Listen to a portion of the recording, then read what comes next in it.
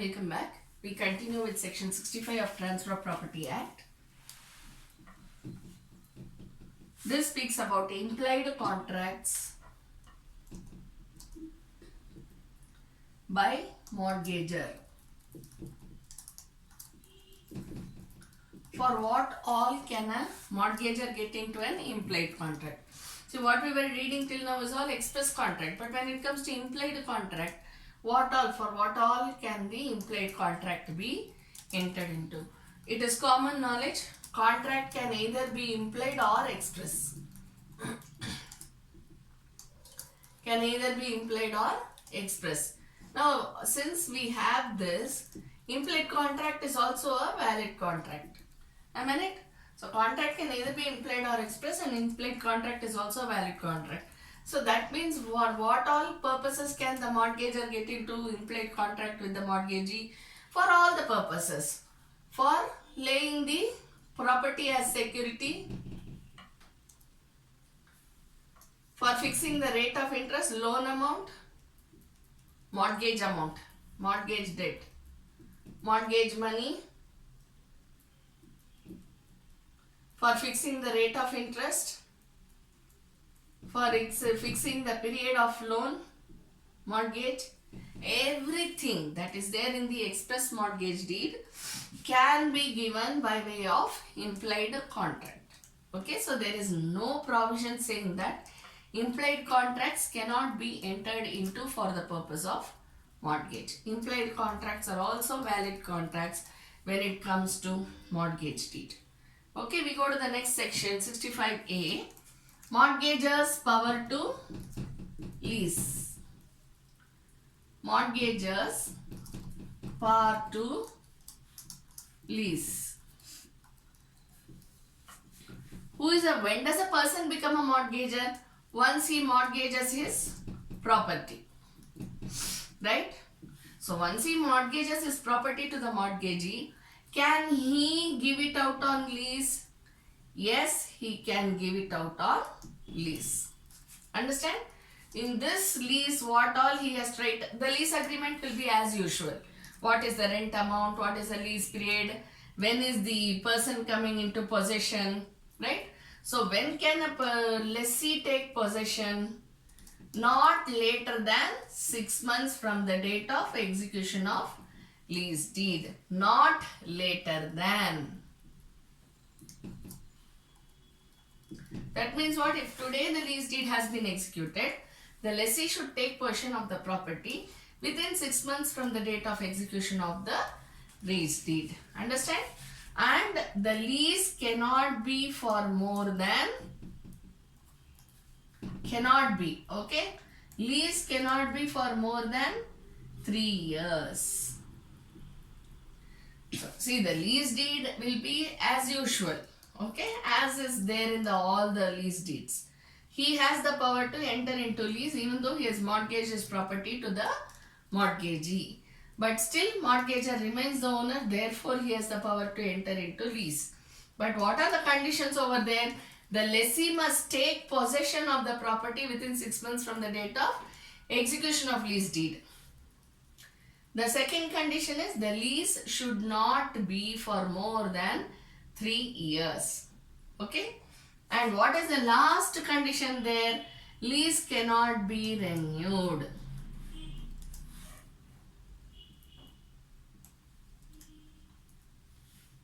Okay, you have all these things here. No lease shall contain a covenant for renewal. So there shall not be, see, there can be a renewal, but there should not be any term. There cannot be a term for renewal. See, ordinarily, if we enter into a rental agreement, then how do we write? The renewal shall take place upon mutual consent of the parties. Where there is a mutual agreement between the parties, the rental agreement can be renewed again for a further period of 1 year. Right? But when it comes to the mortgaged property, once one term of lease is over, it can be renewed, not a problem.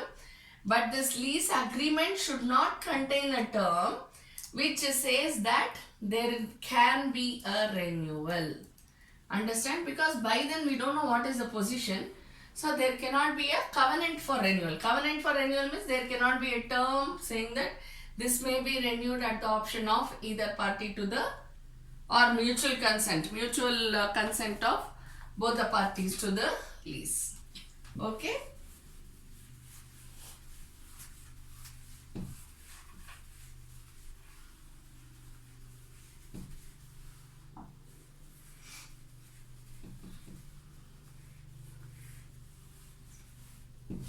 We go to the next section, section 66. 66 talks about waste by mortgagor in possession. When will the mortgagor be in possession now? See, why you should learn all these things is because if you get a case, suppose it is a case by deposit of title deeds or usufructuary mortgage or something like that, then you should know whether the mortgagor will be in possession or not. Say for example, you get a case which says that there is a usufructuary mortgage, but the mortgagor has been in possession, therefore, and he caused waste, therefore give me damages. Suppose the mortgagee files a case saying that this is a usufructuary mortgage, Your Honor, the mortgagor who is in possession has caused waste, therefore give me damages. Now, you should have your knowledge intact. If it is a usufructuary mortgage, we have already learned mortgagee will be in possession, right? So, if he files a case, suppose the mortgagee files a case like this, then you can immediately dismiss the case or inquire into the actual cause of action. Maybe there has been a mistake while typing saying that this is usufructuary mortgage. Understand? So you should take into consideration, you should ask the parties or you can dismiss the case, whatever is the procedure, and then take up the case. Because for usufructuary mortgage, mortgagor is not in possession. For English mortgage, mortgagor is not in possession. So you should use your knowledge and then find out the case. Now, next point is causing waste. What sort of a waste? If it is a normal waste, if it is okay. But if it is something which is permanent, something which is very damaging to the property, something which considerably lowers the value of the property, considerably lowers, okay. If it is 1 rupee, 10 rupees, 100 rupees, these will not count. But if it lowers the value of the property considerably,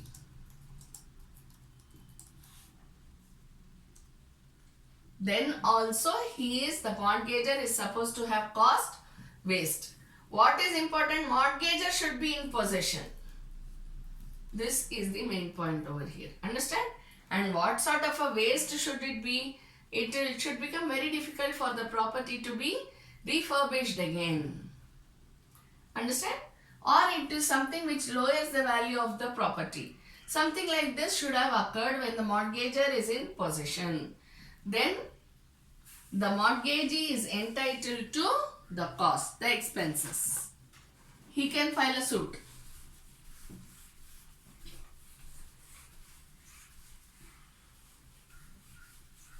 We'll go to the next subheading, rights and obligations, right and liabilities of the mortgagee. Rights and liabilities of the mortgagee. Section 67, right to foreclosure or sale. Right to foreclosure or sale.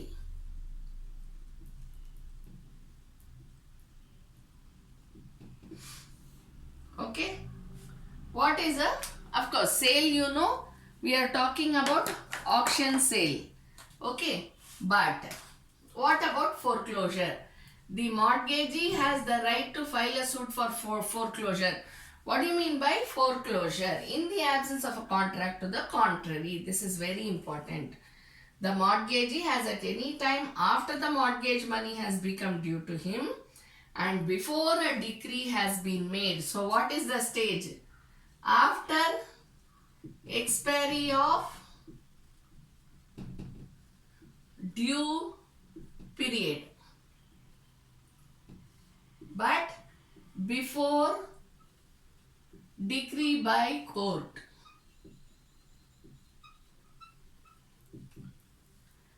For redemption.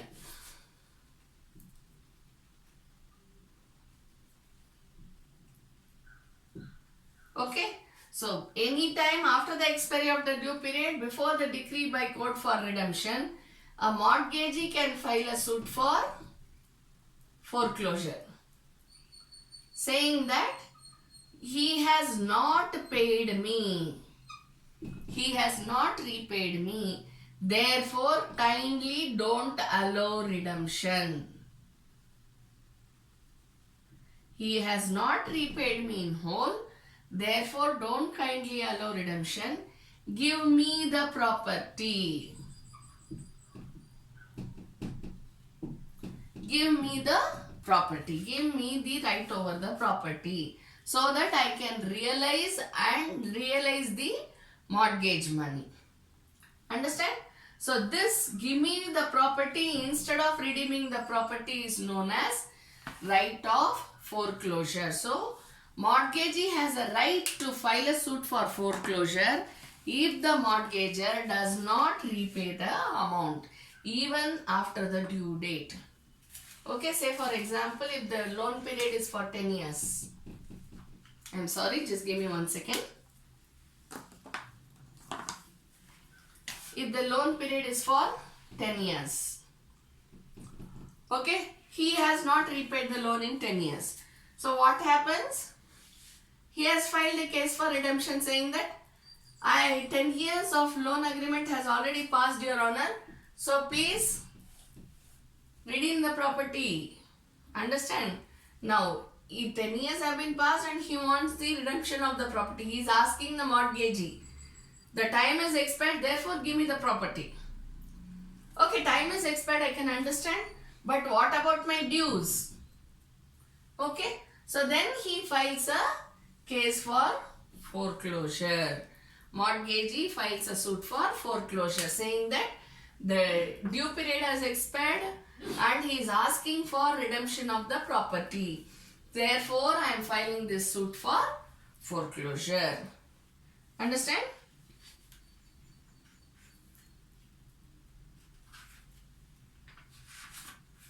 A suit to obtain a decree that a mortgagor shall absolutely debarred of his right to redeem the property is called a suit for foreclosure. So, where he shall forego his right for redemption because a suit for foreclosure has been filed by the mortgagee. Therefore, the mortgagor has been debarred. He cannot ask for redemption at all. Okay? Now, nothing in this section shall be deemed to authorize any mortgagee other than a mortgagee by conditional sale or mortgagee under anomalous mortgage by the terms of which he is entitled to foreclose, to institute a suit for foreclosure or an usufructuary mortgage as such, or a mortgage by conditional sale as such to institute a suit for sale. Understand? So any mortgagee who is having usufructuary mortgage, anyone who is having conditional mortgage by conditional sale, anyone who is having who has entered into an anomalous mortgage, these three types of mortgagees cannot file a suit for foreclosure.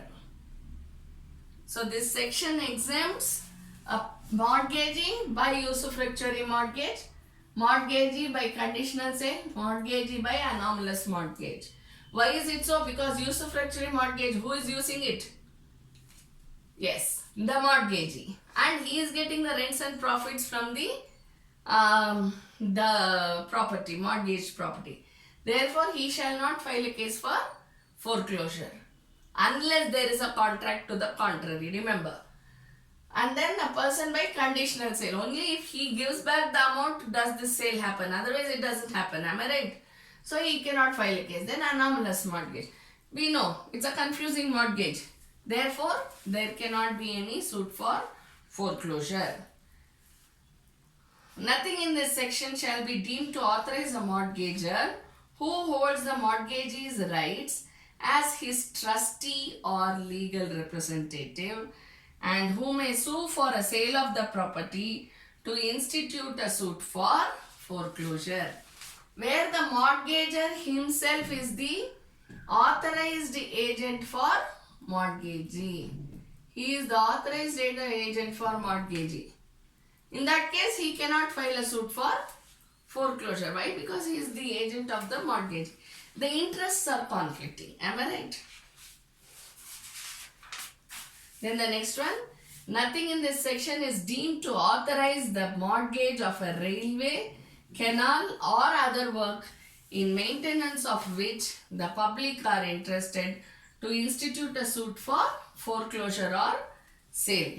Okay. So here when we are talking about railway, canal and other work, we are talking about public facilities, public amenities. So what does it happen? It becomes public properties, right? So there cannot be a suit for foreclosure of public properties. Nothing in this section is deemed to authorize a person interested in part only of the mortgage money to institute a suit relating only to the corresponding part of the money unless the mortgagees have, with the consent of the mortgagor, severed their interests under the mortgage. See, this is a very simple thing. If the entire mortgage, whatever amount is 10 crores. 1, 2, 3, 4, 5.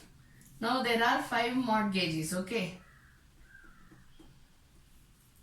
5 mortgages. Each one 20, 20, 20, 20, 20. Okay. Now each of them. Now all together have given 100 crores to the person, to the mortgager. Then he cannot say, I am going to file a suit for foreclosure for my amount. Then he cannot come and say, I am going to file suit, I am going to file suit, I am going to file suit, I am going to. If it is together, then they cannot file a suit for foreclosure independently. They cannot file. If it is a total amount of 100 crores, but there are 5 creditors, 5 mortgagees, then 5 mortgages, thank you, 5 mortgagees cannot file a case, separate case for their own part. Understand? He will file separately, he will file separately, he will file. It cannot happen unless they have severed their mortgage amount. See, if they have together given 100 crores, even though there are 5 people, they have together given 100 crores. So, all the 5 together can file a case, should file a case. But if it has been severed, you are a separate one, I am a separate one, you are a separate one, I am a separate one, you are a separate. If it has been severed into 5, if the same 100 crores has been severed into 5 parts, then each of them can file a suit for foreclosure, not otherwise. Understand? So this is section 67. Then we go to section 67A. Mortgagee, when bound to bring one suit on several mortgages. A mortgagee who holds 2 or more mortgages executed by the same mortgagor, in respect of each of which he has a right to obtain the same kind of decree. Under section 67, we saw this. And who sues to obtain such decree on any one of the mortgages shall, in the absence of a contract to contrary, be bound to sue on all the mortgages in respect of which the mortgage money has become due. That means what? The mortgagee is one, but there are many mortgages. See, we have some regular, for example, we'll take the banks. Okay, banks keep giving money, right? They keep giving loans to everybody, almost. Now, if a bank gives money to the same mortgager, it gives money to the same mortgager once, again it gives money to the mortgager, again it gives money to the mortgager, again money to the mortgager. So, when it comes to filing case, it can file, the mortgagee can file a case against the first one. Understand? But if there is a contract saying that the mortgagee can file case one by one, then it shall go by the contract. But if the mortgagee does not have such a contract, then he can file a case for all the 4 mortgages if it belongs to the same mortgager. Understand? Then section 68, right to sue for mortgage money. The mortgagee has a right to sue for mortgage money in the following cases and no others. Number 1, where the mortgager binds himself to repay the same, where by any cause other than wrongful act or default of the mortgager or mortgagee, the mortgaged property is wholly or partially destroyed, or the security is rendered insufficient within the meaning of section 66, waste by mortgager, and the mortgagee has given the mortgager a reasonable opportunity for providing further security enough to render. So first one is what? Where the mortgager says, I owe you money. Second one is what? When can he sue? Okay, when can the mortgagee sue? Mortgagee can sue when the mortgager has promised to pay. Number 2, when the property, it is not because of the default or any wrong by the mortgagee or mortgager, but the security or the property which has been given in mortgage has reduced in value or some damage has happened to the property. Understand? Then third one, when the mortgagee is deprived of the whole or part of his security by or in consequence of the wrongful act or default of the mortgager. Wrongful act or default of the mortgager. In that case, the mortgagee can file a case for getting back the mortgage money.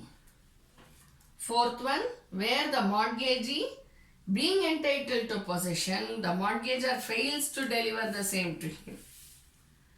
Again we go back to the same story, where the mortgagee has the right to possession, but the mortgager says, no, I am not going to give you the possession.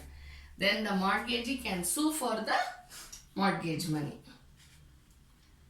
Where such a suit is brought, where a suit is brought under clause A or clause B, the court may at its discretion stay the suit and all proceedings therein, notwithstanding any contract to contrary, until the mortgagee has exhausted all his available remedies.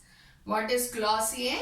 Where the mortgager binds himself to repay the amount.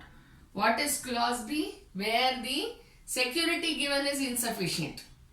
In the first 2 instances, the court may stay the proceedings till the mortgagee has exhausted all the other remedies available to him. Straight away he cannot come to the court and say, okay, on 20th he is supposed to pay me, on 21st early morning I go to the court and stand with a petition. Okay, I have the right to go, but there is something called opportunity. Okay, so this whatever has been regarding the repayment, it shall not be allowed until the mortgagee exhausts all the other remedies available to him. Okay, we shall continue in the next class. Thank you.